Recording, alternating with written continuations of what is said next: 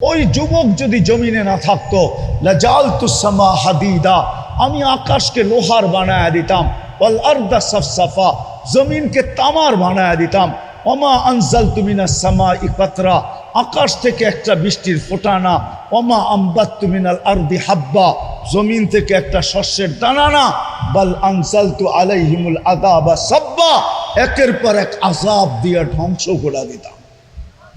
কিন্তু পারি না তো, যুবকগুলার জন্য পারি না।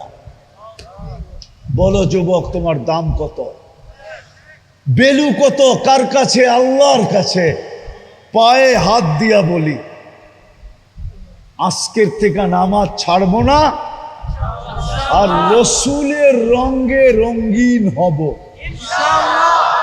বিশেষ করে আমি এই সংগঠনকে বলবো, তোমরা ৭৫ জন আছো, তোমরাই আগে রঙিন হয়ে দেখাও।